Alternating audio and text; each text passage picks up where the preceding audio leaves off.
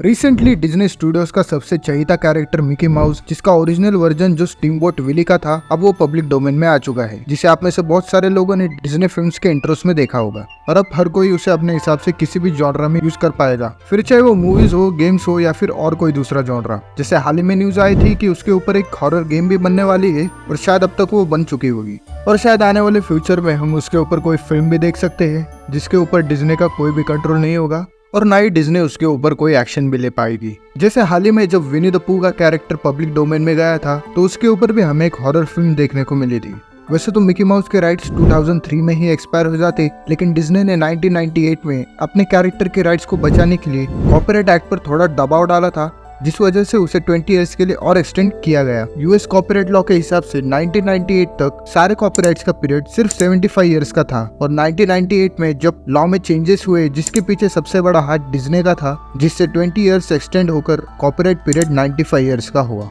जिससे डिज्नी ने Mickey mouse को तो बचा लिया पब्लिक डोमेन में जाने से, लेकिन बदले में उसे अपने एक और चहीते कैरेक्टर यानी स्पाइडरमैन को गंवाना पड़ा। अब स्पाइडरमैन के राइट्स सोनी के पास होने के कारण मार्वल स्पाइडरमैन को अपनी फिल्मों में सोनी के परमिशन के बिना यूज नहीं कर पाता, जिसे लेकर बहुत बार सोनी और मार्वल के बीच नेगोशिएशंस भी हुए हैं। लेकिन स्पाइडरमैन के राइट्स 2037 में पब्लिक डोमेन में जाने वाले थे, जिसके बाद मार्वल बड़ी आसानी से उसे अपने फिल्मों में यूज कर पाता और आगे चलकर उसे न्यू एवेंजर्स का लीडर भी सेटअप किया जा सकता था। लेकिन कॉपीराइट लॉ में जो चेंजेस हुए थे, जिस वजह से अब 2057 में स्पाइडरमैन पब्लिक डोमेन में आएगा। यानी अब मार्वल सिर्फ सोनी के रहमो करम पर ही स्पाइडरमैन को यूज कर पाएगा, जो कि सोनी बड़े अच्छे से जानता है। और इसी तरह डिज्नी ने एक तरीके से अपने ही पैर पर कुल्हाड़ी मारी है। लेकिन डिज्नी की वजह से जो कॉपीराइट लॉ में चेंजेस हुए, इसका फायदा सिर्फ सोनी को ही नहीं बल्कि बहुत सारे डिफरेंट आईपीज और स्टूडियोज को हुआ। जैसे 2022 में विनी द पू के राइट्स एक्सपायर हुए, जो 2002 में ही एक्सपायर हो जाते अगर डिज्नी ना होता तो। और तुरंत एक साल बाद उसके ऊपर एक थ्रिलर फिल्म रिलीज हुई विनी द पू ब्लड एंड हनी नाम से। और मजे की बात तो ये है कि डिज्नी का one of the biggest competitor यानी वार्नर ब्रोस को भी डिज्नी के लॉबिंग से बहुत ज्यादा फायदा हुआ। उनका one of the most famous character bugs बनी,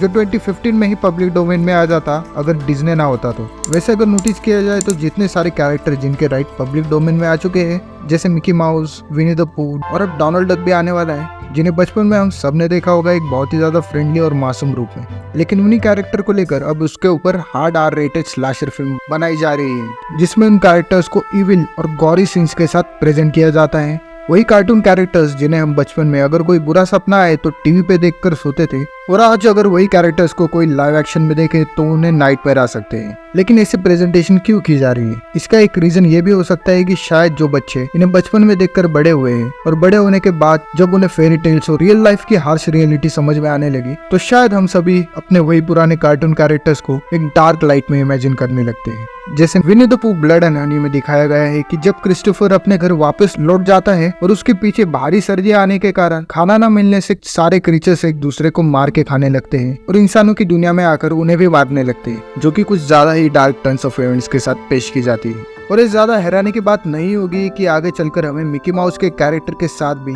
ऐसी कुछ हॉरर या फिर थ्रिलर फिल्म देखने को मिले। बट इस डिप्रेसिंग टॉपिक से हटकर वापस आते हैं हम अपने डिज्नी की मेहरबानियां धारावाहिक में, जहाँ डिज्नी ने कभी अपने सपने में भी नहीं सोचा होगा कि उन्होंने अनजाने में ही उनके one of the biggest competitor Warner Bros के one of the most expensive और फैन फेवरेट कैरेक्टर्स यानी सुपरमैन और बैटमैन के राइट्स को भी एक्सपायर होने से बचाया है। सुपरमैन की ओरिजिनल स्टोरीज 2033 में पब्लिक डोमेन में आएगी, जिसके राइट्स 2013 में ही एक्सपायर हो जाते, और बैटमैन ठीक उसके अगले साल यानी 2034 में पब्लिक डोमेन में आएगा। लेकिन ध्यान रखने वाली बात यह है कि one of the first return Batman और सुपरमैन के कैरेक्टर्स हैं, जिनके कैरेक्टर डेवलपमेंट, एट्रीब्यूट्स और कैरेक्टरिस्टिक्स आज के सुपरमैन और बैटमैन के कैरेक्टर से बहुत ही ज्यादा अलग है, जिस वजह से सिर्फ ओरिजिनल कैरेक्टर्स और उनकी स्टोरी लाइन जो पब्लिक डोमेन में आ चुकी है सिर्फ उसे ही इस्तेमाल किया जा सकता है, ना कि उनके आने वाले डिफरेंट वेरिएशंस को भी, जिनके कॉपीराइट अभी भी एक्सपायर नहीं हुए, उन्हें इस्तेमाल नहीं किया जा सकता। एंड आई नो ये आपको सुनने में थोड़ा पेचीदा लग सकता है, लेकिन कॉपीराइट्स के लॉस कुछ इसी तरह से पेचीदे हैं, तो क्या कर सकते हैं।